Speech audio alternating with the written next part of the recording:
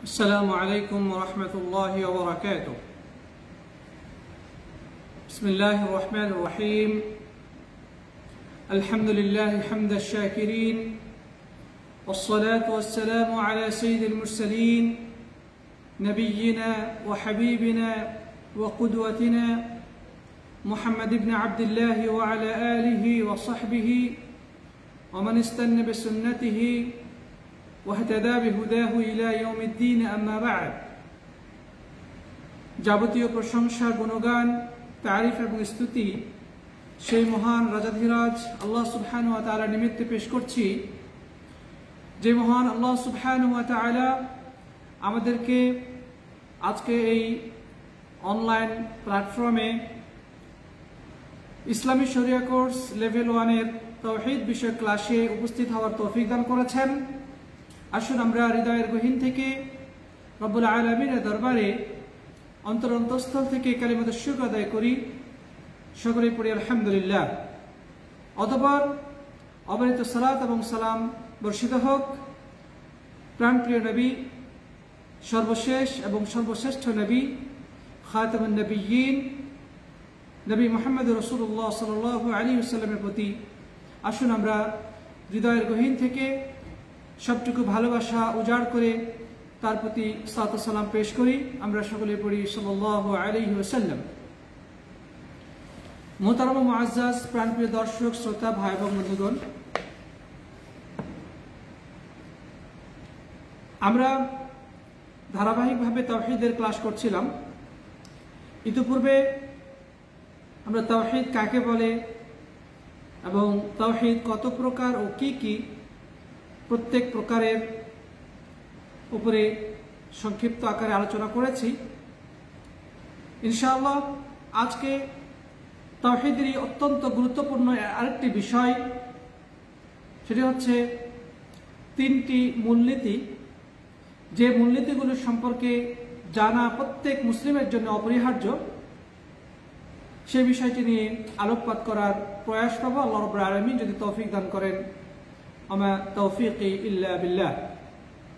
প্রাণপ্রিয় দর্শক, শ্রোতা, দিনী ভাই বোন এবং বন্ধুগণ, আমি সবার কাছে অনুরোধ জানাবো, আপনারা দয়া করে আজকের এই লাইভটি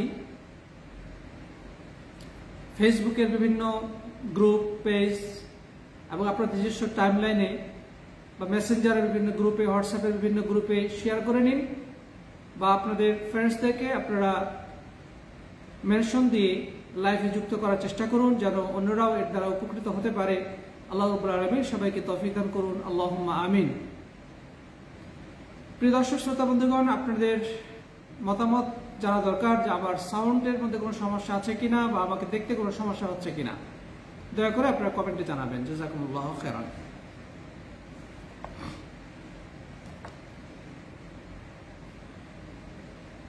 প্রিয় দর্শক, শ্রোতা, ভাই এবং বন্ধুগণ, আমরা আজকে খুবই গুরুত্বপূর্ণ একটি বিষয় নিয়ে আলোকপাত করব, যেটা একটু আগে আমি উল্লেখ করেছি। সেটি হচ্ছে যে তিনটি মূলনীতি। এই তিনটি মূলনীতি সম্পর্কে জ্ঞান অর্জন করা প্রত্যেক মুসলিমের জন্য অপরিহার্য, ফরজ।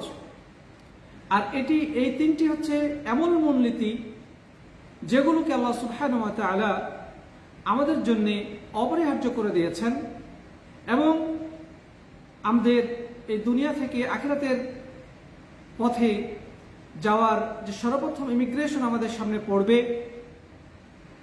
সেটি হচ্ছে কবর। সে কবরের মধ্যে আমাদেরকে এই তিনটি বিষয় প্রশ্ন করা হবে। সুতরাং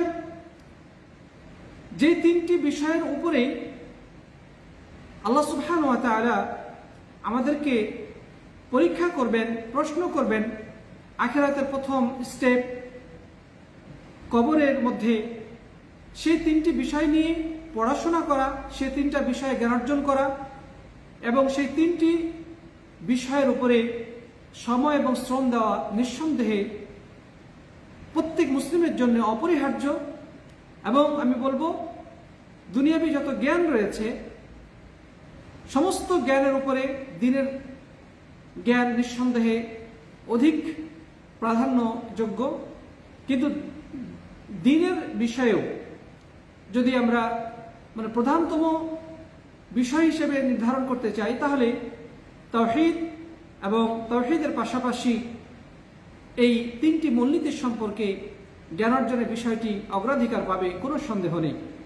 প্রিয় সাথী বন্ধুগণ, ইমাম মুহাম্মদ আব্দুল ওয়াহাব রাহিমাহুল্লাহ এই বিষয়টির গুরুত্ব এবং প্রয়োজনীয়তা উপলব্ধি করেই এ বিষয়ে একটি সংক্ষিপ্ত পুস্তিকা রচনা করেছেন, যেটির নাম দিয়েছেন আল উসুল আস-সালাসা। আল উসুল আস-সালাসা বা তিনটি মূলনীতি। তিনটি মূলনীতি, 3 ফান্ডামেন্টাল প্রিন্সিপালস, যে তিনটি মূলনীতি ইনশাআল্লাহ আমরা এখনই আলোচনা করব। তো ইমাম মুহাম্মদ আব্দুল ওয়াহাব আরব বিশ্বে আল্লাহ সুবহানাহু ওয়া তাআলা যাকে শুধু মুজাদ্দিদ হিসেবে প্রেরণ করেছিলেন, শুধু আরব বিশ্বে নয়, বরং তিনি বিশ্বময় দাওয়াতি এবং ইসলাহি আন্দোলনের পথিকৃৎ। সারা বিশ্বব্যাপী যখন শিরকের সয়লাব চলছিল, দুনিয়াব্যাপী যখন কুফরি, ইলহাদ, নিফাক এবং নানা ধরনের গায়রুল্লাহর ইবাদত বা পূজা অর্চনা চলছিল, মুসলিম নামধারী, মুসলিম বেশধারী মুসলিমরাই আল্লাহ রাব্বুল আলামিনের ইবাদতের সাথে বিভিন্ন ওলি আউলিয়া, গাউস, কুতুব, পীর, মাজার, খানকা, দরবার এগুলোকে একাকার করে দিয়ে ইসলামের যে মূল সৌন্দর্য সেটিকে ধ্বংস করে ছেড়েছিল। তখন আল্লাহ রাব্বুল ইজ্জাত ওয়াল জালাল, আল্লাহ সুবহানাহু ওয়া তাআলা, আল্লাহ রাব্বুল ইজ্জাত ওয়াল জালাল ইমাম মুহাম্মদ আব্দুল ওয়াহাব রাহিমাহুল্লাহকে এই আরবের বুকে প্রেরণ করেন। তিনি তাওহীদ ভিত্তিক নির্ভেজাল তাওহীদ এবং সুন্নাহ ভিত্তিক দাওয়াতকে আরবের বুকে ছড়িয়ে দিয়েছিলেন এবং সেই দাওয়াতের ঢেউ বিশ্বব্যাপী ছড়িয়ে পড়েছিল। সাথী বন্ধুগণ, সেই ইমাম মুহাম্মদ আব্দুল ওয়াহাব রাহিমাহুল্লাহ তাআলা তিনি ছাত্রদের মুখস্থ রাখার জন্যে বা তাওহীদ এর শিক্ষার্থীদের জন্যে একটু মৌলিক কিছু জ্ঞান, যেগুলো প্রত্যেকটি তাওহীদের শিক্ষার্থীর নলেজে সর্বদাই থাকা উচিত, সেই বিষয়ে কিছু বই লিখেছিলেন, ছোট ছোট পুস্তিকা রচনা করেছিলেন। সেগুলোর মধ্যে একটি হচ্ছে আল উসুল আস-সালাসা, তিনটি মূলনীতি। আরেকটি বই ছিল আল কাওয়াইদুল আরবা বা 4টি মূল ভিত্তি। তো আমরা ইনশাআল্লাহ আজকে সেই 3টি মূলনীতির উপরেই সংক্ষিপ্তভাবে আলোকপাত করার চেষ্টা করব, আল্লাহ রাব্বুল আলামিন যদি তৌফিক দান করেন, আল্লাহুম্মা আমিন। প্রিয় বন্ধুগণ, আমরা অত্যন্ত গর্বিত, অত্যন্ত কৃতজ্ঞতার বন্ধনে আবদ্ধ রব্বুল আলামিনের দরবারে যে তিনি আমাদেরকে মুক্তির পথ, সাফল্যের রাজপথ দিন ইসলামের সন্ধান দিয়েছেন। ইসলাম যুগে যুগে কালে কালে যুগের সর্বশ্রেষ্ঠ ধর্ম, জীবন আদর্শ। আল্লাহ রাব্বুল আলামিন শুধু এটি আমাদেরকে দেন নাই, বরং আদম আলাইহিস সালাম থেকে শুরু করে কিয়ামত পর্যন্ত আল্লাহ রাব্বুল আলামিন নির্বাচিত একটি জীবন আদর্শ, একমাত্র এবং আল্লাহ সুবহানাহু ওয়া তাআলার পছন্দনীয় জীবন আদর্শের নামই হচ্ছে ইসলাম। সেই ইসলামের ছায়াতলে আমাদেরকে আশ্রয় গ্রহণ করার সুযোগ করে দিয়েছেন। এই জন্য আমরা আমাদের সারাটা জীবন যদি আল্লাহ রাব্বুল আলামিনের কৃতজ্ঞতা আদায় করি, তার কাছে দাসত্বের মাথাকে লুটিয়ে আমরা তার দরবারে শুকরিয়া আদায় করি, কৃতজ্ঞতা আদায় করি, তারপর আমরা শেষ করতে পারবো না। আল্লাহ তাআলা বলেছেন, ইন্নাদ-দীনা ইনদাল্লাহিল ইসলাম, আল্লাহর কাছে নির্বাচিত, পছন্দনীয় এবং একমাত্র গ্রহণীয় জীবন আদর্শের নাম হচ্ছে ইসলাম। এই ইসলামের মূল ভিত্তি হচ্ছে জ্ঞান অর্জন। এই ইসলামের মূল ভিত্তি হচ্ছে ইলম। ইলম ব্যতিরেকে ইসলাম পালন করা সম্ভব নয়। প্রিয় বন্ধুগণ, ইমাম মুহাম্মদ বিন আব্দুল ওয়াহাব রাহিমাহুল্লাহ তাআলা তিনি আমাদেরকে বিভিন্নভাবে দ্বীনের যে মৌলিক বিষয়গুলো শিক্ষা দিয়েছেন, সেগুলোর মধ্যে সূরাতুল আসরের কথাটি তিনি স্মরণ করিয়েছেন, যেখানে আল্লাহ সুবহানাহু ওয়া তাআলা আমাদের মুক্তির 4টি উপায় আল্লাহ তাআলা বলেছেন। মুহাম্মদ বিন আব্দুল ওয়াহাব রাহিমাহুল্লাহ তাআলা সেই 4টিকেই তিনি উল্লেখ করেছেন। একটি হচ্ছে যে আল ঈমান, প্রথম হচ্ছে আল্লাহর প্রতি ঈমান আনা, 2 নম্বর হচ্ছে আল আমালুস সালেহ, সৎকর্ম করা, 3 নম্বর হচ্ছে আদ-দাওয়াত ইলাল্লাহ, আল্লাহর দিকে আহ্বান করা, এবং 4th হচ্ছে আস-সবরু আলাল আযা, বা কষ্টে ধৈর্য ধারণ করা। তো এই 4টি বিষয় ছাড়া কোনো মানুষ মুক্তি পাবে না। আল্লাহ তাআলা সূরাতুল আসরের মধ্যে স্পষ্ট ভাষায় তা উল্লেখ করেছেন। আল্লাহ তাআলা বলছেন, ওয়াল আসরি ইন্নাল ইনসানা লাফি খুসর ইল্লা আল্লাযীনা আমানু ওয়া আমিলুস সালিহাত ওয়া তাওয়াসাউ বিল হাক্কি ওয়া তাওয়াসাউ বিস সাবরি।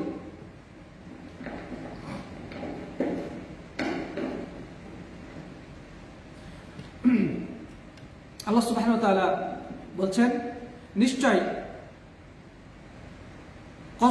ওয়াল আসরি, নিশ্চয় সময়ের কসম, ইন্নাল ইনসানা লাফি খুসর, নিশ্চয় সকল মানুষ ধ্বংসপ্রাপ্ত, সকল মানুষ এক অনিবার্য ধ্বংসের দিকে ধাবিত হচ্ছে।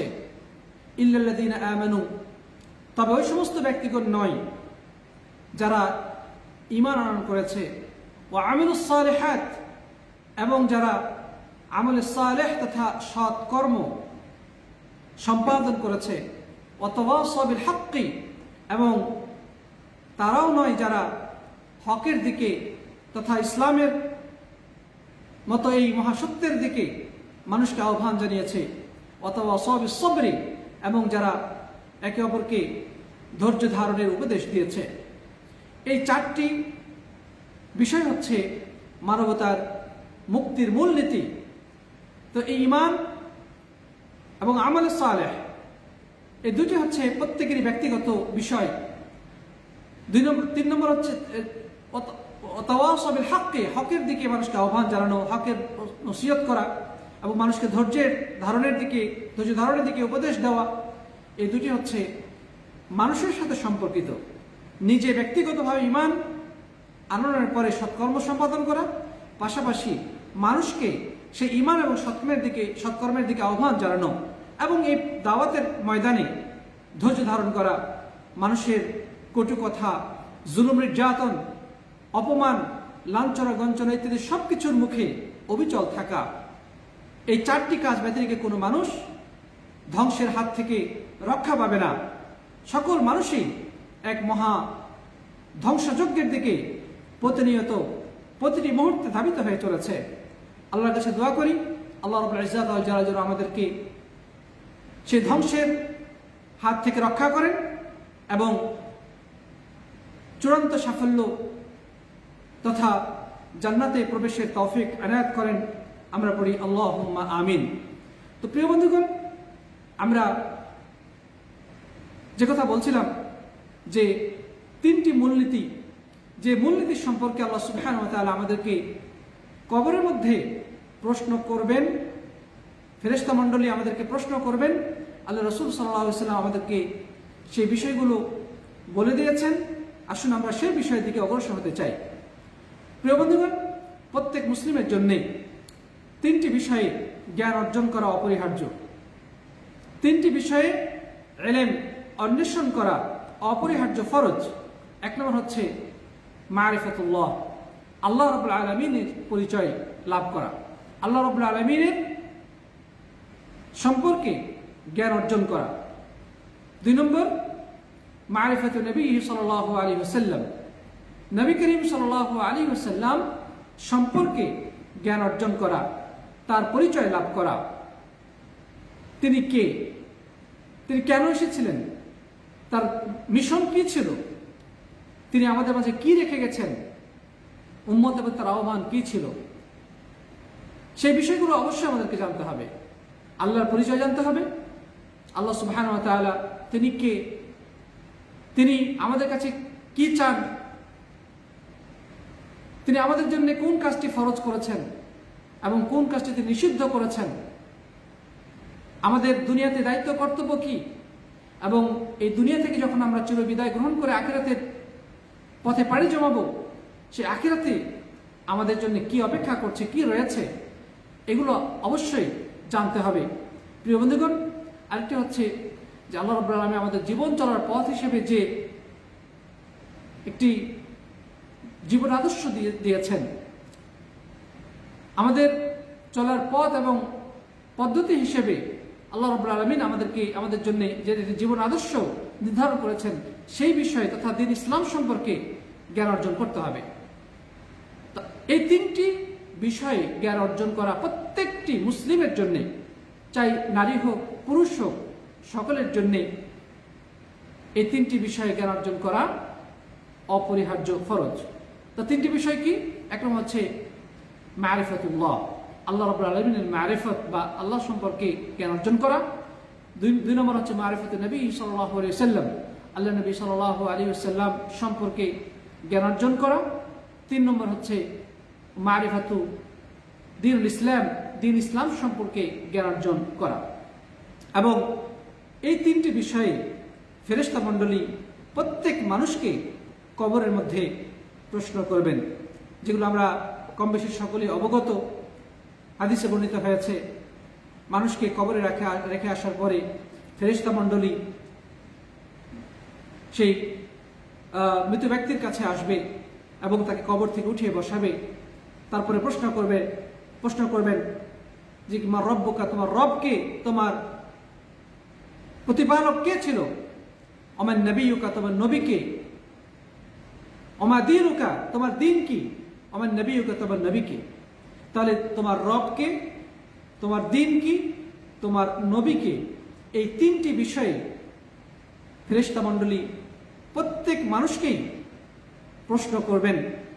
এবং যারা দুনিয়াতে আল্লাহ রাব্বুল আলামিনকে জেনে তার পরিচয় লাভ করে তার দেওয়া নির্দেশনার আলোকে নিজের জীবন পরিচালনা করেছিল, যারা আল্লাহ রাব্বুল আলামিনের সন্তুষ্টিমূলক কার্যক্রম সম্পাদন করেছিল এবং আল্লাহ রাব্বুল আলামিনের অসন্তুষ্টি এবং তার অপছন্দনীয় কার্যাবলী থেকে নিজেদেরকে রক্ষা করেছিল, সেই সাথে যারা আল্লাহ রাব্বুল আলামিনের পক্ষ থেকে প্রেরিত দূত খাতামুন নবিয়্যিন নবী মুহাম্মদ রাসূলুল্লাহ সাল্লাল্লাহু আলাইহি ওয়াসাল্লামকে নবী হিসেবে স্বীকৃতি দিয়ে তার আনিত জীবন বিধানকে নিজের জীবন বিধান হিসেবে গ্রহণ করেছিল, তার জীবন আদর্শকে নিজের জীবন আদর্শ হিসেবে গ্রহণ করেছিল, তার দেখানো পথ এবং পদ্ধতির আলোকে নিজের জীবন গঠন করেছিল এবং পাশাপাশি দ্বীন ইসলামকে তার প্রত্যেকটি ক্ষেত্রে সবকিছুর মূলনীতি হিসেবে সবকিছুর মূল ভিত্তি হিসেবে গ্রহণ করেছিল। শরীয়ত যা হালাল করেছে সেটাকে সে হালাল মনে করেছিল, শরীয়ত যা হারাম করেছে সেটাকে সে হারাম হিসেবে গ্রহণ করেছিল এবং ইসলাম নির্দেশিত পথেই তার জীবনটাকে অতিবাহিত করতে সক্ষম হয়েছিল। এই তিন শ্রেণীর ব্যক্তিকে আল্লাহ রাব্বুল আলামিন কি করবেন? সেদিন কবরের ভয়াবহ আযাব থেকে হেফাজত করবেন। যখন তাকে প্রশ্ন করা হবে বা রব্বুকা, তোমার রবকে, তখন একজন ইমানদার ব্যক্তি সাথে সাথে জবাব দিয়ে বলবে, যে ব্যক্তি আল্লাহ রাব্বুল আলামিনকে দুনিয়াতে চিনত সে বলবে রব্বি আল্লাহ, আমার রব হচ্ছেন আল্লাহ রাব্বুল আলামিন। যখন তাকে প্রশ্ন করা হবে ওমা দীনুকা, তোমার দিন কি, তোমার জীবন আদর্শ কি, তোমার ধর্ম কি, তখন সে প্রতি উত্তরে তৎক্ষণাৎ জবাব দিয়ে বলবে দীন আল ইসলাম, আমার জীবন আদর্শ, আমার জীবন চলার পথ এবং আমার ধর্ম হচ্ছে ইসলাম। যখন প্রশ্ন করা হবে ওমান নবিয়্যুকা, তোমার নবী কে ছিল, তখন সাথে সাথে সে ব্যক্তি জবাবে বলবে মুহাম্মদ রাসূলুল্লাহ সাল্লাল্লাহু আলাইহি ওয়াসাল্লাম, আমার নবী ছিলেন মুহাম্মদ সাল্লাল্লাহু আলাইহি ওয়াসাল্লাম। প্রিয় বন্ধুগণ, তখন ফেরেশতা মণ্ডলী তারপরে হাদিসে বর্ণিত হয়েছে যে আল্লাহ সুবহানাহু ওয়া তাআলা আসমান থেকে উপর থেকে একজন আহ্বানকারী আহ্বান করবে এবং বলবে যে উফরুশু লাহু মিন ফিরাশিল জান্নাহ, এই ব্যক্তির জন্য জান্নাতের বিছানা বিছিয়ে দাও এবং তাকে সেখানে আরামে ঘুমোতে দেওয়া হবে এবং সে এমনভাবে ঘুমাবে এবং তাকে এমন আরামের ঘুমের ব্যবস্থা করে দেওয়া হবে, বলা হবে যে একজন নববিবাহিত বর যেভাবে ঘুমায় তুমি ঠিক সেইভাবে আরামে ঘুমোতে থাকো, যাকে তার প্রিয়তমা স্ত্রী, নববিবাহিতা স্ত্রী ছাড়া তাকে কেউ ঘুম থেকে জাগায় না, ঠিক সেভাবে তুমি ঘুমোতে থাকো।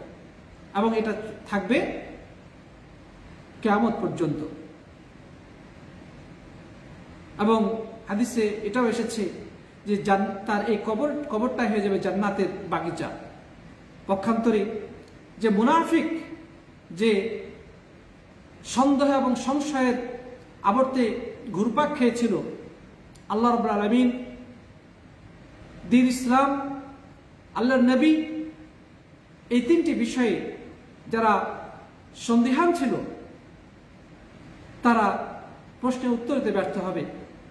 যখন তাদেরকে ফেরেশতা মণ্ডলী প্রশ্ন করবেন তখন তারা জবাবে বলবেন হা হা লা আদ্রি কান নাস ইয়াকুল ফাকুনতু আকুল, যে মানুষে যা বলতো আমি তাই বলতাম।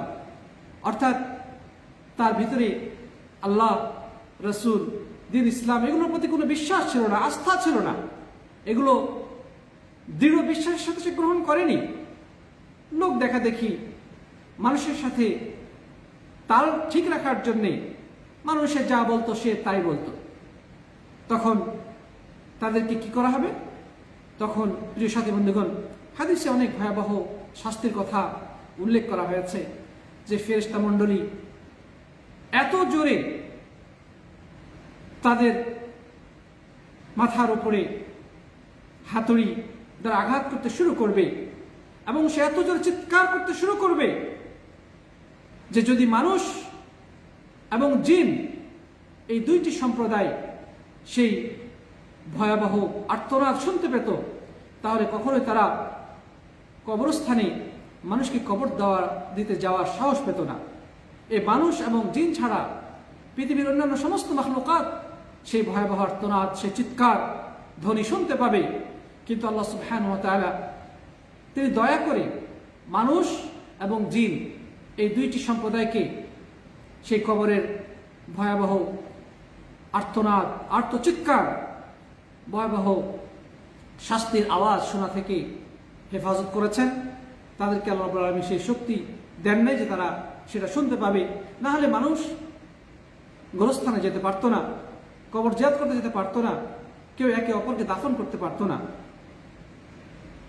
প্রিয় বন্ধুগণ, সুতরাং এই তিনটি বিষয় সম্পর্কে প্রত্যেক মুসলিমের জন্য জ্ঞান অর্জন করা, পড়াশোনা করা, এই তিনটি বিষয়ের পেছনে সময় এবং শ্রম দেওয়া অপরিহার্য। হাদিসে রয়েছে এই তিনটি প্রশ্নের উত্তর দিতে না পারলে বলা হবে একজন আহ্বানকারী আহ্বান করবে, ঘোষণাকারী ঘোষণা করবে, উফরুশু লাহু মিন ফিরাশিন নার, জাহান্নামের বিছানা নিয়ে এসে তার নিচে বিছিয়ে দাও, তার জন্য বিছানা এসে বিছিয়ে দাও এবং জান্নাতের সাথে তার একটা কানেকশন, জাহান্নামের সাথে তার কানেকশন তৈরি করে দাও এবং সে জাহান্নামের ভয়াবহ উত্তাপে সে দগ্ধীভূত হতে থাকবে, সে ভয়াবহ শাস্তির মুখোমুখি হবে এবং ফেরেশতা মণ্ডলী তাকে হাতুড় দ্বারা আঘাত করতে থাকবে, সাপ বিচ্ছু তাকে দংশন করতে থাকবে। তার এই কবরের গর্তটাই জাহান্নামের গর্তে রূপান্তরিত হবে যদি এই তিনটি প্রশ্নের উত্তর দিতে ব্যর্থ হয়।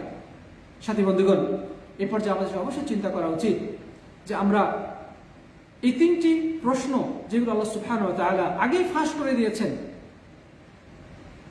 বলা হয়ে থাকে যে পরীক্ষার প্রশ্ন আগে ফাঁস হয়ে গেলে নাকি পরীক্ষা ভালো হয়, মানুষ প্রশ্নের উত্তর দিতে পারে, প্রস্তুতি নিতে পারে, ছাত্ররা প্রস্তুতি নিয়ে তারপর পরীক্ষা দিয়ে নাকি তারা ভালো রেজাল্ট করে।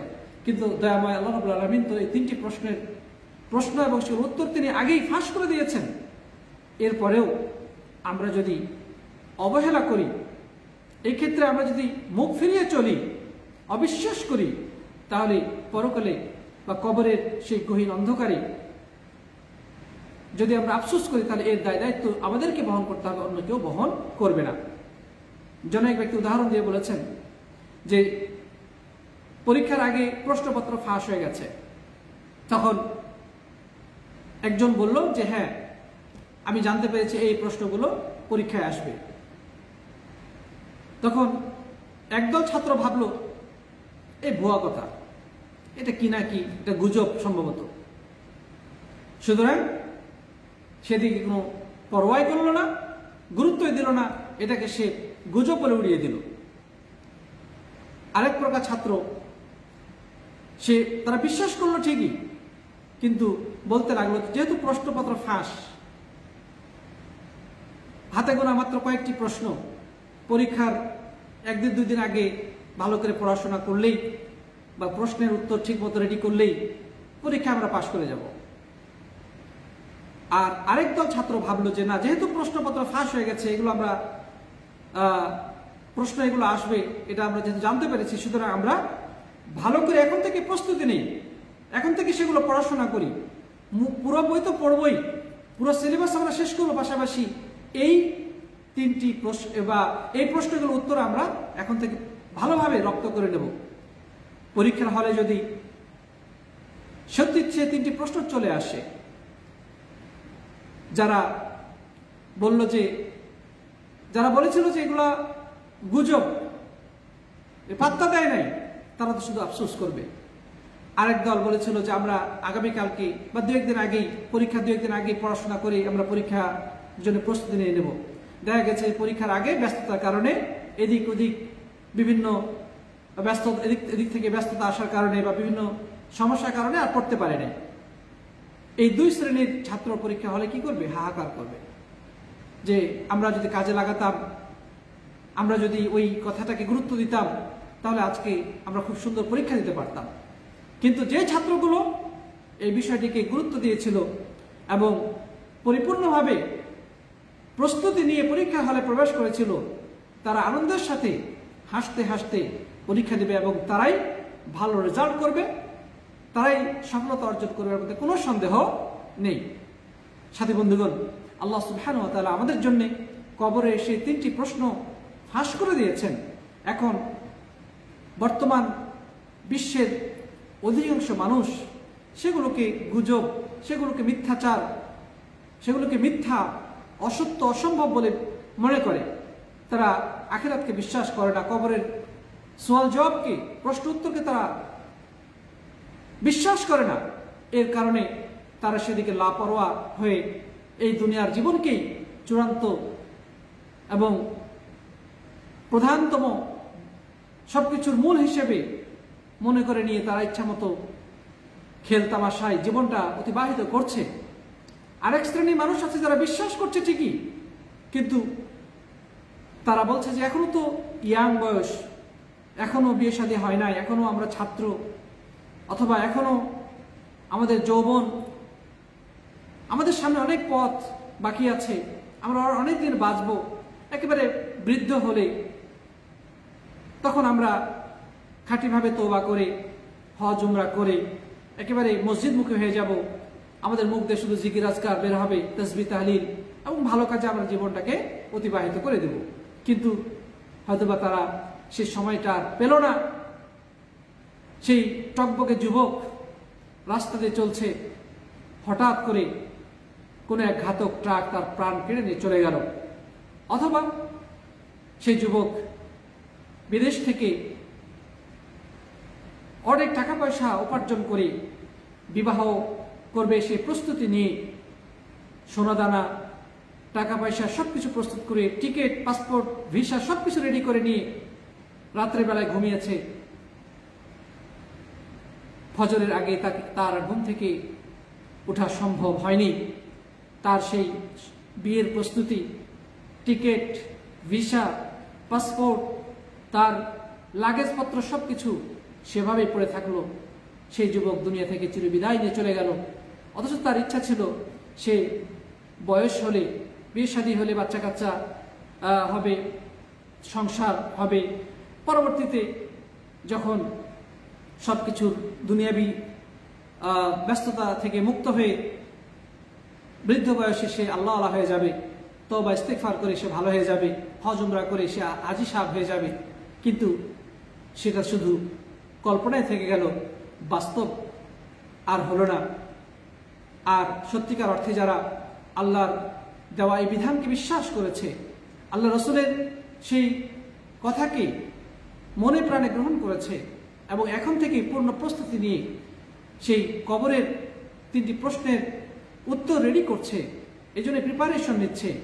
যারা আল্লাহ রাব্বুল আলামিনের রুবুবিয়ত, উলুহিয়ত, আসমা ও সিফাত সম্পর্কে জ্ঞান অর্জন করে সেই তাওহীদের উপরে ভিত্তি করে, সেই জ্ঞানের উপরে ভিত্তি করে নিজের জীবনকে পরিচালনা করেছে, যারা নবী করিম সাল্লাল্লাহু আলাইহি সাল্লামের পরিচয় অর্জন করে তার সুন্নাহকে ভালোবেসে নিজের জীবনকে সুন্নাহ দ্বারা সুসজ্জিত করেছে, বিদআত থেকে দূরে থেকেছে এবং দ্বীন ইসলামকে তার জীবন চলার পথ এবং একমাত্র পদ্ধতি হিসেবে গ্রহণ করেছে, তারা সত্যিকার অর্থেই কবরের সেই 3টি প্রশ্নের উত্তর হাসি মুখে দিতে পারবে এবং তারাই হবে চূড়ান্ত সাফল্য অর্জনকারী, তারাই হবে জান্নাতের পথের অভিযাত্রী, আর বাকি সবাই হবে ভয়াবহ জাহান্নামের পথের অভিযাত্রী। আল্লাহর কাছে দোয়া করি আল্লাহ রাব্বুল আলামিন যেন আমাদেরকে এই 3টি প্রশ্নের উত্তর এখন থেকে প্রস্তুত করার এবং এই জন্য নিজের জীবনকে পরিপূর্ণভাবে এই পথে আত্মনিয়োগ করার তৌফিক দান করেন। আল্লাহ রাব্বুল আলামিন আমাদেরকে কবুল করেন, আল্লাহুম্মা আমিন। আসুন আমরা বাকি বিষয়গুলো আলোচনা করি। যাই হোক, যে আল্লাহ সুবহানাহু ওয়া তাআলা যে 3টি প্রশ্ন করার ব্যবস্থা করেছেন কবরের মধ্যে, সর্বপ্রথম হচ্ছে আমার রব্বুকা, তোমার রবকে। আমাদেরকে যদি প্রশ্ন করা হয় আমার রবকে বা আপনার রবকে, আমরা এর উত্তরে কি বলবো? আল্লাহ রাব্বুল আলামিন এর উত্তর দিয়েছেন সূরা ফাতিহার মধ্যেই। সূরা ফাতিহার মধ্যে আল্লাহ সুবহানাহু ওয়া তাআলা এই আনসার আমাদেরকে শিক্ষা দিয়েছেন যে আলহামদুলিল্লাহি রাব্বিল আলামিন, যে সমস্ত প্রশংসা আল্লাহর জন্য যিনি জগৎ সমূহের প্রতিপালক। সুতরাং যিনি জগৎ সমূহের প্রতিপালক তিনি আমার প্রতিপালক, আমার রব। রব অর্থই হচ্ছে সৃষ্টিকর্তা, লালনকারী, পালনকারী, পরিচালক, নিয়ন্ত্রক এবং সবকিছু তার ক্ষমতা প্রয়োগকারী মহান উপাস্য। এই রবের সবগুলো অর্থে আসে। রবের শাব্দিক অর্থ আমরা বলে থাকি যে প্রতিপালক, কিন্তু এটি আরো ব্যাপক অর্থবোধক। রব মানে সৃষ্টিকর্তা, রব মানে লালনকারী, পালনকারী, সবকিছুর নিয়ন্ত্রক, পরিচালক এবং সবকিছুর উপরে তার ক্ষমতা প্রয়োগকারী এক মহান উপাস্য। এই সব কিছুর সমন্বিত গুণাবলীর বৈশিষ্ট্য যার মধ্যে রয়েছেন তিনি হচ্ছেন কি? রব। আলেমগণ এর বিভিন্ন ব্যাখ্যা দিয়েছে, তার মধ্যে এটি একটি ব্যাখ্যা যে রব তো সেই মহান সত্তা যিনি প্রত্যেকটি মাখলুককে সৃষ্টি করার পরে তার যখন যেটা যতটুকু যা প্রয়োজন ঠিক তখন ততটুকু তিনি যথাযথভাবে সরবরাহ করেছেন, তিনি হচ্ছেন রব এবং প্রত্যেকটি জিনিসকে তার চূড়ান্ত পরিণতিতে পৌঁছিয়ে দেন। যেমন আমরা মানুষ, আমাদের সৃষ্টির একটা সূচনা রয়েছে। সৃষ্টির সূচনা আমরা মাতৃগর্ভে কিভাবে ক্রমান্বয়ে একটি স্তর থেকে আরেকটি স্তরে উপনীত হই, কিভাবে একটি মানুষ মাতৃগর্ভে তার গঠন প্রক্রিয়া সংঘটিত হয়, আল্লাহ সুবহানাহু ওয়া তাআলা সেটা কোরআনের মধ্যে উল্লেখ করেছেন। এক ফোঁটা বীর্য সেটা আস্তে আস্তে একটা জমাট বাঁধা রক্তে পরিণত হয়, তারপরে মাংসপিণ্ডে রূপ ধারণ করে, অস্থি মজ্জা সংযোজিত হয়, তারপরে একটা মানুষ আকৃতি, মানুষ অবয়ব এর রূপ ধারণ করে, তারপরে সেখানে আত্মার সঞ্চার ঘটানো হয়। সেটা আস্তে আস্তে বৃদ্ধি পেতে থাকে মায়ের নার্ভের সাথে, সেই ভ্রূণের নাভির সাথে সংযুক্ত নার্ভের সংযুক্ত থাকে এবং সেখান থেকে আল্লাহ সুবহানাহু ওয়া তাআলা তার মধ্যে খাদ্য সরবরাহ করেন। এরপরে দুনিয়ার বুকে যখন সে ভূমিষ্ঠ হয়, আল্লাহ সুবহানাহু ওয়া তাআলা তার জন্য অত্যন্ত সুপেয় পুষ্টিকর খাদ্যদ্রব্য তার মায়ের স্তনে দান করেন, সেখান থেকে শিশুরা খুবই পুষ্টি সমৃদ্ধ এবং সুপেয় এই খাদ্য এবং পুষ্টিকর সমৃদ্ধ এই মাতৃদুগ্ধ পান করে তারা বড় হতে থাকে। ওই সময় তার অন্য শক্ত খাবার, ভারী খাবার খাওয়ার ক্ষমতা থাকে না। এই জন্য আল্লাহ সুবহানাহু ওয়া তাআলা তাকে তার জন্য যতটুকু বা যেমন খাওয়া উপযুক্ত ঠিক তেমন খাবার প্রস্তুত করে রেখেছেন। সুবহানাল্লাহ। অর্থাৎ একজন মা তার সন্তান ভূমিষ্ঠ দেওয়ার পরেই তার স্তনে আল্লাহ সুবহানাহু ওয়া তাআলা ওই সন্তানের জন্য দুধের ব্যবস্থা করেন।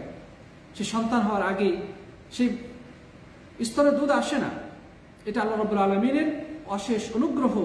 ওই যে মাখলুক, ছোট্ট শিশু, নবজাতক সন্তান, তার খাদ্যের প্রয়োজন আল্লাহ সুবহানাহু ওয়া তাআলা এই সুপেয় এবং পুষ্টি সমৃদ্ধ খাবারের ব্যবস্থা করেছেন।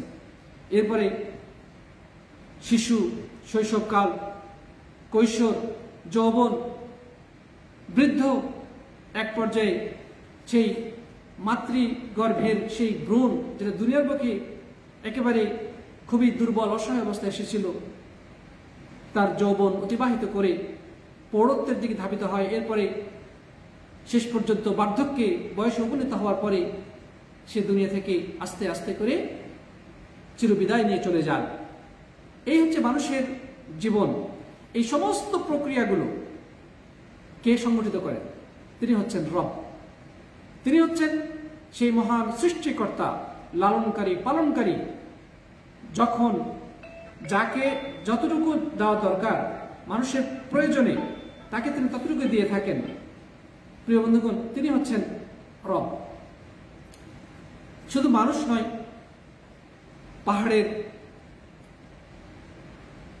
পাহাড়ের মধ্যে যে পাথর রয়েছে সেই পাথরের মধ্যেও ছোট্ট একটি ক্ষুদ্র প্রাণী থাকে, পোকা। সেই পোকাটার খাদ্য সরবরাহ এবং তার জীবন প্রক্রিয়া সবকিছু নিয়ন্ত্রণ কে করেন? আল্লাহ সুবহানাহু ওয়া তাআলা করেন। আবার সাগরের অতল তলে পৃথিবীর সবচেয়ে বড়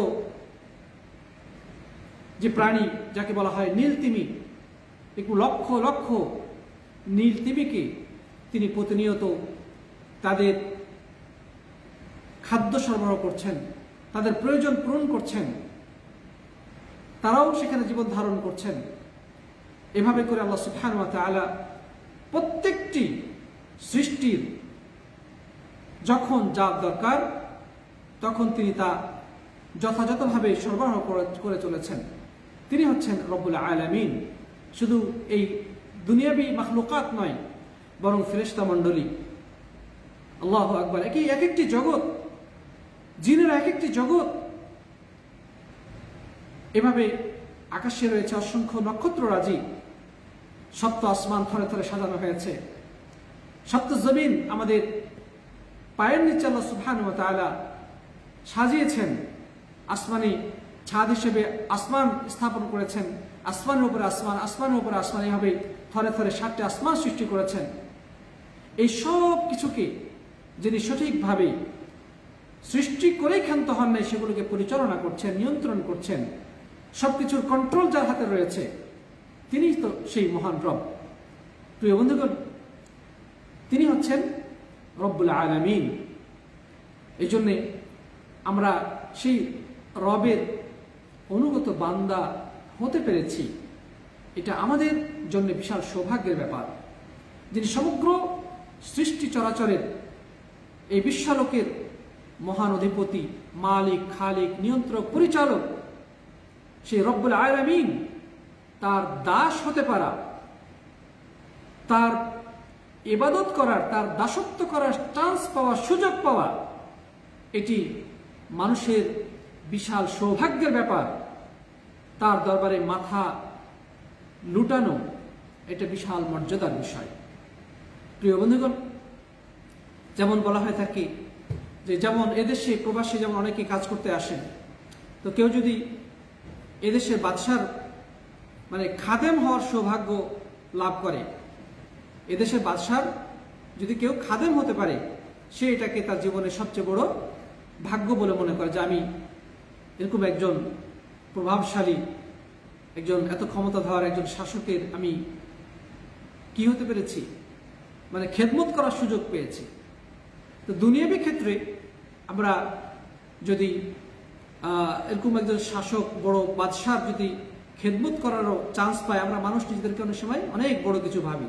প্রধানমন্ত্রীর পিএস, সে কত পাওয়ারফুল একজন মানুষ, সে নিজেই প্রধানমন্ত্রী থেকে বেশি ক্ষমতা সম্পন্ন নিজেকে মনে করে, কারণ সে দেশের সবচেয়ে বড় ক্ষমতার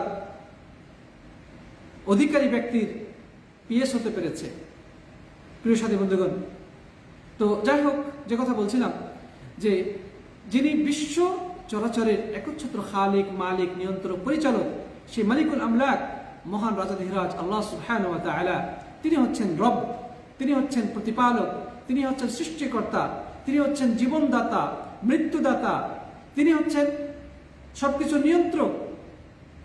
সেই রব্বুল আলামিনের দাসত্বের কাছে যদি আমরা নিজেদেরকে সঁপে দিতে পারি, তার নির্দেশের কাছে আমরা নিজেদেরকে যদি সমর্পণ করতে পারি, তবে এতেই রয়েছে আমাদের সাফল্য, এটা আমাদের জন্য রয়েছে বিশাল সৌভাগ্যের বিষয়। তাই আসুন আমরা রব্বুল আলামিনের পরিচয় লাভ করে তার ইবাদতের পথে তার হুকুম আহকামগুলোকে আমাদের জীবনে প্রয়োগ ঘটাই এবং আল্লাহ সুবহানাহু ওয়া তাআলার নৈকট্য এবং তার ভালোবাসা অর্জন করার চেষ্টা করি। আল্লাহ রাব্বুল আলামিন সবাইকে তৌফিক দান করুন, আল্লাহুম্মা আমিন। তো এখন প্রশ্ন হলো যে আমরা আল্লাহ সুবহানাহু ওয়া তাআলার ইবাদত করব, ঠিক আছে, কিন্তু তার পরিচয় লাভ করব কিভাবে? আমরা কিভাবে জানবো যে তিনি সবকিছুর রব, সৃষ্টিকর্তা, লালনকারী, পালন, কিভাবে আমরা বুঝবো? এর উত্তর হলো যে আল্লাহ সুবহানাহু ওয়া তাআলা আমাদেরকে তার পরিচয় লাভের জন্য তার মাখলুকাতের দিকে দৃষ্টি নিবদ্ধ করতে বলেছেন। যে তুমি তাকিয়ে দেখো সে বিশাল আসমানের দিকে, তুমি তাকাও এই বিস্তীর্ণ জমিনের দিকে, তুমি তাকাও সাগরের দিকে, তুমি তাকাও সেই সুবিশাল পাহাড় পর্বতের দিকে, তুমি এই বিশ্ব চরাচরের প্রতিটি প্রকৃতির মধ্যে তুমি তাকাও, সেখানে তুমি খোঁজ পাবে সেই মহান স্রষ্টা যিনি এগুলোকে সুনিপুণভাবে সুদক্ষতার সাথে সৃষ্টি করে সেগুলোকে পরিচালনা করছেন, যার নির্দেশক্রমেই রাতের পরে দিন এবং দিনের পরে রাতের আবির্ভাব ঘটে, যার নির্দেশেই আকাশে সূর্য উদিত হয়, আবার সূর্য অস্ত যায়, যার নির্দেশেই আকাশের বুকে চন্দ্র আলো ছড়ায়, সেটা এক সময় নিষ্প্রভ হয়ে যায়। আল্লাহ সুবহানাহু ওয়া তাআলা সেই মহান সত্তা। তাহলে কিভাবে আমরা সেই সৃষ্টিকর্তা পরিচয় লাভ করব? তার নিদর্শন দেখে, তার মাখলুকাতকে ভালোভাবে যদি আমরা গবেষণার দৃষ্টিতে দেখি, তবেই সেই মহান সৃষ্টিকর্তার পরিচয় লাভ করতে পারবো। অর্থাৎ সৃষ্টিকে দেখে স্রষ্টার পরিচয় লাভ করতে সক্ষম হব। আল্লাহ সুবহানাহু ওয়া তাআলা তাই তো আমাদেরকে বলেছেন, ইন্না রাব্বাকুম আল্লাযী খালাকাস সামাওয়াতি ওয়াল আরদা ফি সিত্তাতি আইয়াম, তোমাদের রব তো সেই মহান সত্তা যিনি 6 দিনে আসমান সমূহ এবং জমিনকে সৃষ্টি করেছেন। সূরা আরাফের 54 নম্বর আয়াতে আল্লাহ সুবহানাহু ওয়া তাআলা আমাদেরকে এই কথা বলেছেন। রবের পরিচয় দিয়ে তিনি বলছেন যে রব তো সেই মহান সত্তা যিনি আসমান সমূহ এবং জমিনকে সৃষ্টি করেছেন 6 দিনে। প্রিয় বন্ধুগণ, তাহলে আমরা আল্লাহ সুবহানাহু ওয়া তাআলার পরিচয় লাভ করলে কিভাবে লাভ করতে চাইলে কিভাবে করব? তার সৃষ্টি নিদর্শন দেখে, তিনি যে আমাদের চোখের সামনে সে বিশাল বিশাল সৃষ্টিকে সাজিয়ে দিয়েছেন, আমরা যদি চিন্তাশীল দৃষ্টি নিয়ে সেদিকে তাকাই, তবেই আমরা সেই রবের পরিচয় পেয়ে যাব। আল্লাহ সুবহানাহু ওয়া তাআলা আমাদেরকে আরো অনেক বড় বড় নিদর্শন দিয়েছেন, যেমন রাত এবং দিনের আবর্তন, চন্দ্র এবং সূর্যের আবির্ভাব। আল্লাহ তাআলা বলছেন, ওমিন আয়াতিহিল লাইলু ওয়ান নাহার ওয়াশ-শামসু ওয়াল কমার, আল্লাহর বড় বড় নিদর্শনের মধ্যে নিদর্শন হচ্ছে যে রাত এবং দিন, সূর্য এবং চন্দ্র।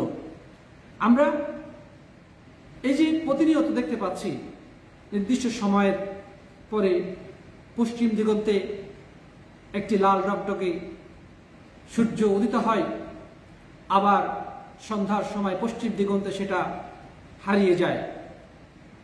যখন সূর্য উদিত হয় সেটাকে আমরা বলি দিন, আবার সূর্য অস্তমিত হয়ে গেলে সেটাকে আমরা বলি রাত। তারপরে আমরা দেখতে পাই এই যে মানে রাতের অন্ধকার ভেদ করে আল্লাহ সুবহানাহু ওয়া তাআলা মানে যে সূর্যের আবির্ভাব ঘটান, এই সূর্য আবির্ভূত হলে অন্ধকার দূরীভূত হয়ে যায়, সেটাই হয়ে গেল দিন। আবার সূর্য যখন অস্তমিত হয় তখন আবার রাতের অন্ধকার এই বিশ্বকে গ্রাস করে, তো সেটাই হচ্ছে রাত। আবার সেই অন্ধকার রাতকে আল্লাহ সুবহানাহু ওয়া তাআলা চন্দ্র এবং বিভিন্ন নক্ষত্র রাজি দ্বারা সুশোভিত করেছেন। তো এই যে বড় বড় নিদর্শন, এগুলোর দিকে তাকালেই এই সব কিছুর যিনি পরিচালক, এই সব কিছুর যিনি নিয়ন্ত্রক, এই সব কিছুর সৃষ্টিকর্তা, তার আমরা সন্ধান পেতে পারি। প্রিয় সাথী বন্ধুগণ, তারপরে যদি আল্লাহ সুবহানাহু ওয়া তাআলার মানে আরো পরিচয় লাভ করতে চাই, তাহলে তার নাম সম্পর্কে আমাদেরকে জানতে হবে। যে আমরা যেমনটি আমরা ইতিপূর্বে তাওহীদুল আসমা ওয়াস সিফাতের ক্লাসে তার কিছু নামের পরিচয় পেয়েছি, সেই সমস্ত নামের মধ্যে শ্রেষ্ঠতম নাম হচ্ছে আল্লাহ। আল্লাহ শব্দের অর্থ কি? আল্লাহ হচ্ছেন আই আল মা'বুদ। আল্লাহ শব্দটি এসেছে আল ইলাহ থেকে। ইলাহ শব্দ অর্থ হচ্ছে উপাস্য, যে তিনি উপাসনা এবং আরাধনার একমাত্র যোগ্য মহান সত্তা। তিনি ছাড়া ইবাদত, বন্দেগী এবং দাসত্ব পাওয়ার হকদার আর কেউ নেই। শুধু মানুষ নয়, মানুষ, তারপরে জিন, এই যে চতুর্দিকে আমরা অসংখ্য অগণিত আল্লাহর সৃষ্টিজীব দেখতে পাচ্ছি, গাছ গাছাড়ি, তরুলতা, বৃক্ষ, চন্দ্র, সূর্য, নক্ষত্র, সাগরের মাঝে ভেসে বেড়ানো নানা প্রজাতির প্রাণী বা মাছ, তারপরে এই যে পাহাড় পর্বত, আমরা যত কিছু স্বচক্ষে দেখতে পাচ্ছি, এগুলো সবই ওই রব্বুল আলামিনের দাসত্ব করে, তারই পূজা অর্চনা করে, তারই ইবাদতে, তারই কৃতজ্ঞতা এবং মহিমা বর্ণনায় যারা প্রতিনিয়ত সর্বক্ষণ ব্যস্ত রয়েছে। শুধু আমরা মানুষ এবং জিন, আমরাই তার দাসত্ব করার ক্ষেত্রে অলসতা এবং অবহেলার পরিচয় দেই। কিন্তু আল্লাহ সুবহানাহু ওয়া তাআলা আমাদেরকে সৃষ্টি করেছেন কেবল তার ইবাদত করার জন্য। আল্লাহ তাআলা বলছেন সূরা জারিয়াতের 56 নম্বর আয়াতে, ওমা খালাকতুল জিন্না ওয়াল ইনসা ইল্লা লিয়াবুদুন, মানুষ এবং জিনকে আমি সৃষ্টি করেছি কেবল তারা আমার ইবাদত করবে। ফেরেশতারা দিনরাত আল্লাহর ইবাদত করে। যে সমস্ত মাখলুকাত রয়েছে, সমস্ত মাখলুকাত আল্লাহ ইবাদত করে, আমাদেরকে আল্লাহ তাআলা ইবাদত করার জন্য সৃষ্টি করেছেন। কিন্তু দুর্ভাগ্য হলো সত্য যে আমরা মানুষরা আল্লাহ রাব্বুল আলামিনের ইবাদত করি, আবার বহু মানুষ এমন আছে যারা তার প্রবৃত্তির পূজা করে।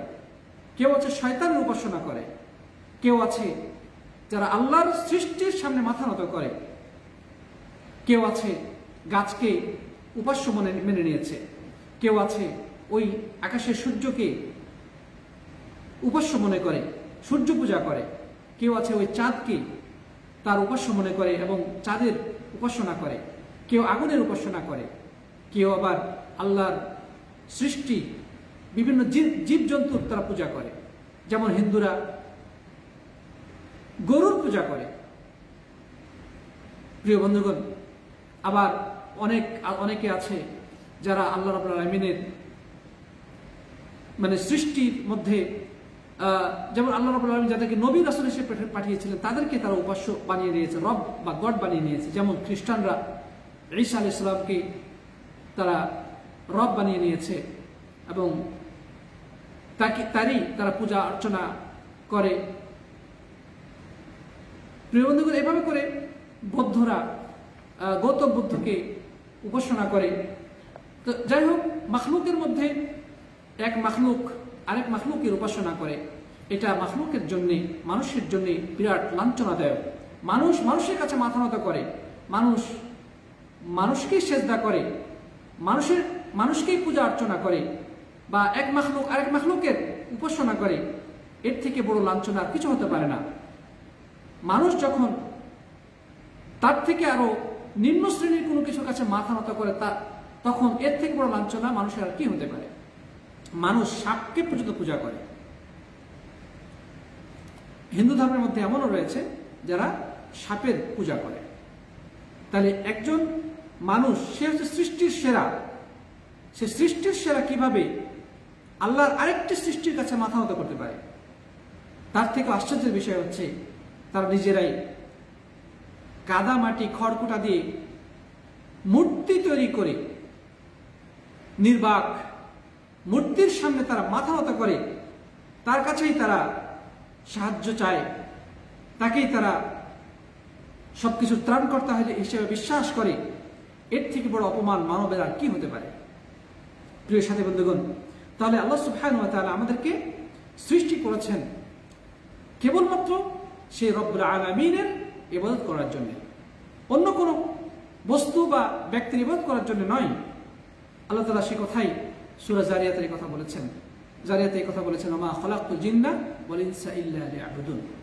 তো এখানে আল্লাহ সুবহানাহু ওয়া তাআলা আমাদেরকে বলেন ইবাদত করার কথা, যে আমরা ইবাদত করব আল্লাহ। ইবাদতটা কি? আমরা এর আগেও বলেছি, ইবাদতের আরেক অর্থ হচ্ছে তাওহীদ বাস্তবায়ন করা, অর্থাৎ ইফরাদুল্লাহ তাআলা বিল ইবাদা।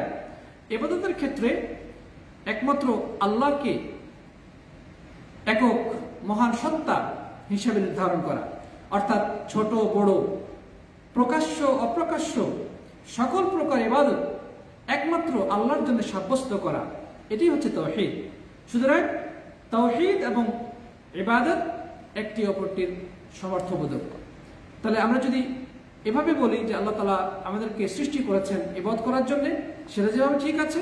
আমরা যদি এভাবে বলি আল্লাহ তাআলা আমাদেরকে সৃষ্টি করেছেন কেবলমাত্র তার তাওহীদ বাস্তবায়ন করার জন্য, তাহলে সেটাও ঠিক আছে। কারণ তাওহীদ এবং ইবাদত এই দুটি প্রায় কাছাকাছি অর্থবোধক বা সমর্থবোধক।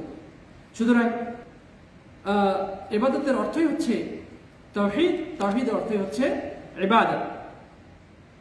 তো আমরা ওমা খালাকতুল জিন্না ওয়াল ইনসা ইল্লা লিয়াবুদুনের অর্থটা এভাবে যদি বলি কোনো সমস্যা নেই, যে আল্লাহ তাআলা আমাদেরকে তথা মাখলুক এবং জিন এবং ইনসানকে তিনি সৃষ্টি করেছেন আল্লাহ তাআলার তাওহীদ বাস্তবায়ন করার জন্য, তাহলে এটাই কিন্তু ওই ইবাদতের অর্থ।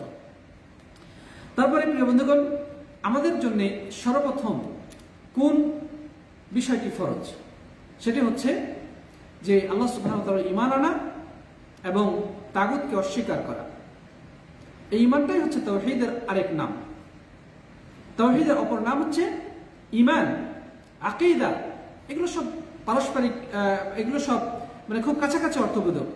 তাহলে আল্লাহ সুবহানাহু ওয়া তাআলা আমাদের জন্য সর্বপ্রথম যে জিনিসটি ফরজ করেছেন সেটি হচ্ছে আল্লাহর প্রতি ঈমান আনা এবং তাগুতকে অস্বীকার করা। তাই তো মহান আল্লাহ সুবহানাহু ওয়া তাআলা বলছেন সূরা বাকারার 256 নম্বর আয়াতে, ফামান ইয়াকফুর বিত-তাগুত ওয়া ইউমিন বিল্লাহ ফাকাদ ইসতামসাকা বিল উরওয়াতিল ওয়াসকা। যে ব্যক্তি তাগুতকে অস্বীকার করবে, যে ব্যক্তি তাগুতকে অস্বীকার করবে এবং আল্লাহর প্রতি ঈমান আনবে, সে যেন সুদৃঢ় হাতলকে শক্তভাবে ধারণ করলো। লাম ফিসাম আলাহা, যা কখনো বিচ্ছিন্ন হবার নয় এবং যা কখনো ভাঙবার নয়। আল্লাহু সামিউন আলিম, আল্লাহ হচ্ছেন সর্বশ্রোতা সর্বজ্ঞানী। তাহলে এই আয়াতে কারিমার মধ্যে আল্লাহ সুবহানাহু ওয়া তাআলা আমাদেরকে সুদৃঢ় হাতল হিসেবে যে কথাটি উল্লেখ করেছে সেটি হচ্ছে যে তাগুতকে অস্বীকার করা এবং আল্লাহ সুবহানাহু ওয়া তাআলার প্রতি ঈমান আনয়ন করা। আল্লাহর প্রতি যে ব্যক্তি ঈমান আনবে তার জন্য তাগুতকে অস্বীকার করা অপরিহার্য। তো এখানে যে বলা হলো যে ব্যক্তি তাগুতকে অস্বীকার করবে এবং আল্লাহর প্রতি ঈমান আনবে, সে যেন সুদৃঢ় হাতলকে ধারণ করলো। সেই সুদৃঢ় হাতলটা কি? সুদৃঢ় হাতল আমরা জানি ওই ট্রেনে ওঠার জন্য ট্রেনের হাতল আছে, সে হাতল ধরে আমরা ট্রেনে উঠে যাই। কেউ যদি আপনি হাতলটা ধরে নিয়ে ট্রেনে আপনি উঠে যেতে পারেন, তাহলে আপনার ট্রেন আপনাকে গন্তব্যে পৌঁছে দেবে। তো আল্লাহ সুবহানাহু ওয়া তাআলা আমাদেরকে এই বিষয়টিকে হাতলের সাথে তুলনা দিয়েছেন, যে বিল উরওয়াতিল উসকা। উরওয়াতুল উসকাটা কি? সেটি হচ্ছে লা ইলাহা ইল্লাল্লাহ। অর্থাৎ লা ইলাহা ইল্লাল্লাহ তথা আল্লাহ ছাড়া সত্য কোনো উপাস্য নেই, এই কথাটা যে ব্যক্তি স্বীকৃতি দিল সেই প্রকৃতভাবে আল্লাহর প্রতি ঈমান আনলো এবং তাগুতকে অস্বীকার করলো।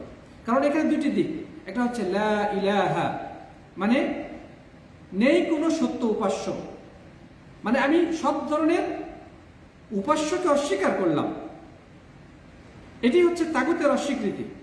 মানে আল্লাহ ছাড়া যত কিছুর উপাসনা করা হয় সবই হচ্ছে তাগুত। যেমন ইবনে আব্বাস রাদিয়াল্লাহু আনহু ব্যাখ্যা বলেছেন যে কুল্লু মা ইউ'বাদু মিন দুনিল্লাহি ফাহুয়া তাগুত, যে প্রত্যেক ওই বস্তু যার ইবাদত করা হয় আল্লাহকে বাদ দিয়ে সেটি হচ্ছে তাগুত। তাহলে লা ইলাহা নেই কোনো উপাস্য, আমি এই কথা স্বীকৃতির মাধ্যমে সমস্ত প্রকার তাগুত থেকে নিজেকে সম্পর্কচ্ছেদের ঘোষণা দিলাম, তাদের সাথে আমার কোনো সম্পর্ক নেই। এরপরে আমি কি করলাম, ইমানের স্বীকৃতি দিচ্ছি যে লা ইলাহা ইল্লাল্লাহ, আল্লাহ ছাড়া, অর্থাৎ আমি আল্লাহকে একমাত্র উপাস্য হিসেবে গ্রহণ করলাম, তাকে আমি একমাত্র ইবাদত বন্দেগী হকদার বলে ঘোষণা করলাম, স্বীকৃতি প্রদান করলাম। তো এখানেই ওই আয়াতের অর্থটা প্রস্ফুটিত হয় এই লা ইলাহা ইল্লাল্লাহর মধ্যেই, যে ফামান ইয়াকফুর বিত-তাগুত ওয়া ইউমিন বিল্লাহ, যে ব্যক্তি তাগুতকে অস্বীকার করলো এবং ঈমান আনলো মহান আল্লাহর প্রতি। এই লা ইলাহার অর্থ, লা ইলাহার মধ্যে এই অর্থটা নিহিত রয়েছে। লা ইলাহা মানে নেই কোনো উপাস্য, এটা দ্বারা তাগুতকে অস্বীকার করা হলো, এবং ইল্লাল্লাহ আল্লাহ ছাড়া এর দ্বারা আল্লাহর প্রতি ঈমান আনয়ন করা হলো। আর এই জিনিসটাই রয়েছে লা ইলাহা ইল্লাল্লাহর মধ্যে। লা ইলাহা ইল্লাল্লাহ এই কালিমাত তাওহীদের মধ্যে এই ঘোষণাটাই সন্নিহিত রয়েছে। সুতরাং এটি হচ্ছে সুদৃঢ় হাতল। যে ব্যক্তি লা ইলাহা ইল্লাল্লাহর এই হাতলটাকে ধরে ফেলবে, অর্থাৎ লা ইলাহা স্বীকৃতি প্রদান করবে এবং এর উপরে দৃঢ় থাকবে, নিশ্চিতভাবেই সে মুক্তি লাভ করবে, সফলতা অর্জন করবে। নিশ্চিতভাবে আল্লাহ রাব্বুল আলামিন তাকে সেই নিশ্চিত ধ্বংসের হাত থেকে রক্ষা করবেন এবং চূড়ান্ত সাফল্য লাভের পথে তাকে এগিয়ে নিয়ে যাবেন। তো লা ইলাহা ইল্লাল্লাহ এই স্বীকৃতি হচ্ছে আল-উরওয়াতুল উসকা বা সুদৃঢ় হাতল। প্রত্যেকটি মানুষের জন্য অপরিহার্য হচ্ছে এই লা ইলাহা ইল্লাল্লাহ এই হাতলকে শক্তভাবে ধারণ করা। এই যে ব্যক্তি এই শক্ত হাতলকে ধারণ করবে সে ব্যক্তি দুনিয়ার সমস্ত মাবুদকে অস্বীকার করবে, সমস্ত পূজা অর্চনাকে, সবকিছু পূজা অর্চনাকে সে অবশ্যই বাদ দিবে। খ্রিস্টানরা যিশুকে গড হিসেবে স্বীকৃতি দিত, এই লা ইলাহা স্বীকৃতি দেওয়ার মাধ্যমে তার জন্য অপরিহার্য হয়ে যাবে যিশুকে রব বলা থেকে নিবৃত্ত হওয়া। হিন্দুদের জন্য আবশ্যক হবে মূর্তি পূজা ছেড়ে দেওয়া। বৌদ্ধদের জন্য আবশ্যক হবে গৌতম বুদ্ধকে উপাস্য হিসেবে গ্রহণ থেকে বিরত থাকা। তারপরে এভাবে দুনিয়ার যত ধর্মাবলম্বী রয়েছে যারা আল্লাহকে বাদ দিয়ে অন্য সৃষ্টি জগতের পূজা করে, অন্য সৃষ্টির কাছে মাথা নত করে, তাদের জন্য অপরিহার্য হয়ে যাবে সমস্ত মাখলুকাতের থেকে নিজেকে সম্পর্ক ছেদ করে সব ইবাদত কেবল এক সৃষ্টিকর্তা মহান অধিপতি, এই বিশ্ব চরাচরের যিনি রব, প্রতিপালক, নিয়ন্ত্রক, পরিচালক, তার জন্য সমর্পণ করা অপরিহার্য হয়ে যাবে।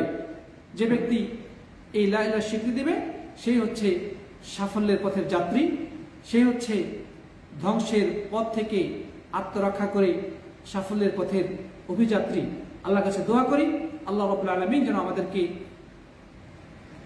রবের যথার্থ পরিচয় অর্জন করে তার দেওয়া নির্দেশনা আলোকে আমাদের জীবন অতিবাহিত করার তৌফিক দান করেন, আল্লাহুম্মা আমিন। এবং আল্লাহ রাব্বুল আলামিনের ইবাদত ব্যতিরেকে যত মাখলুকাতের ইবাদত করা হয় সারা পৃথিবীব্যাপী, সব মাখলুকাতকে অস্বীকার করে আল্লাহ রাব্বুল আলামিন যেন আমাদেরকে কেবল তারই পথে টিকে থাকার তৌফিক দান করেন, আল্লাহুম্মা আমিন। ইনশাআল্লাহ আমরা আগামীতে দ্বিতীয় এবং তৃতীয় মূলনীতি নিয়ে আলোচনা করার চেষ্টা করব। আল্লাহ তাআলা সবাইকে সেই ক্লাসগুলিতে উপস্থিত থাকার তৌফিক দান করুন এবং আমরা যা শুনলাম সেগুলো যেন উপলব্ধি করতে পারি, আমরা এগুলোর সম্পর্কে আরো বেশি পড়াশোনা করতে পারি। আল্লাহ তাআলা সবাইকে সেই তৌফিক এনায়েত করুন, আল্লাহুম্মা আমিন। যারা তখন আমার এই ক্লাসে উপস্থিত ছিলেন সবাইকে অনেক অনেক ধন্যবাদ, মোবারক জানিয়ে আজকে আলোচনা এখানে সমাপ্ত করছি। জাযাকুমুল্লাহু খায়রান। হাদা ওয়া সাল্লাল্লাহু আলা নবিয়িনা মুহাম্মদ ওয়া আলা আলিহি ওয়া সাহবিহি আজমাইন। এরপর যে আমি বলবো যে আপনাদের অনেকেরই কাছে হয়তো বা পিডিএফ কপি নেই, তো যারা পিডিএফ নিতে চান তারা আমাদের যে হোয়াটসঅ্যাপ গ্রুপ রয়েছে বা টেলিগ্রাম গ্রুপ আছে, আপনারা যুক্ত হয়ে যদি রিকোয়েস্ট করেন তাহলে ইনশাআল্লাহ আমরা সরবরাহ করব, বা আমাদের এই পেজে স্ক্রল করে আপনারা পেছনে আমাদের তাওহীদ বইয়ের পিডিএফ আপনারা ডাউনলোড করে নিতে পারবেন। তবে আপনাকে পিছনে একটু সার্চ করে যেতে হবে, স্ক্রল করে গেলে আপনি পেয়ে যাবেন। আপনারা সবসময় লেকচার শোনার পাশাপাশি পিডিএফটা ফলো করার চেষ্টা করবেন। জাযাকুমুল্লাহু খায়রান। হাদা ওয়া সাল্লাল্লাহু আলা নবিয়িনা মুহাম্মদ ওয়া আলা আলিহি ওয়া সাহবিহি আজমাইন। আসসালামু আলাইকুম ওয়া রাহমাতুল্লাহি ওয়া বারাকাতুহু।